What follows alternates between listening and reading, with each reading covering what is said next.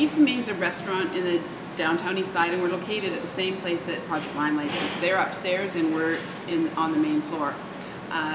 East of Main is a social purpose business, so all the profits from East of Main go to Project Limelight. And we're open for lunch, for dinner, for tapas at night. And we want to be a community-minded place that supports organizations in the area. Let's talk a little bit about, let's talk a little bit about the days before Cory's death. You actually had a meeting with him here at East of Main. What was talked about and what was the mood like? How did Cory seem when you met him? He seemed fantastic. He looked great. It was a fun meeting. We ate dinner. We talked about how he could help Project Limelight further. That was the purpose of the meeting. He wanted to know in what way he could be of service to us. And we talked about possibly having a fundraiser. He knew that we needed air conditioning. As you can tell, it's warm in here, but it's more warm upstairs in our Project Limelight area. There's no air conditioning, no windows, so we desperately need air conditioning.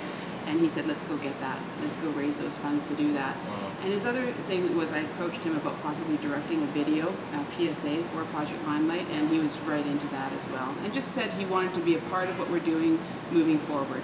So he was clearly so passionate about future endeavors with Project Limelight. Yeah, absolutely. It meant a lot to us. His support means the world to us. So how will you take his tragic passing and turn that into a legacy for the society? Well, I think it's fantastic that Fox and Glee and his closest friends and family have asked us to be one of the 3 charities involved in being able to accept, donations in his memory. And one of the things we talked about too was I said to him that night, I said, I want to think about what we could do for the future, and my dream would be to have a theater of our own downtown, east side of Vancouver, for these kids. And he said, dream big, let's do it. And I said, maybe 5-10 years from now. And he said, yeah, let's do that.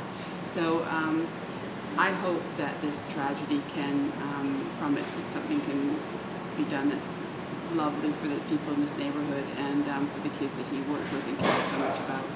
It's impossible to speak on his behalf, obviously, but since you did know him and you were close to him and his involvement in the project, what do you think his thoughts would be about his legacy for the project itself? I have no idea, but I certainly know that he wanted to succeed. He loved what we were doing with the children, and he truly believed that the arts could be instrumental in raising self-esteem and self-confidence in children, and I believe his heart would be with us.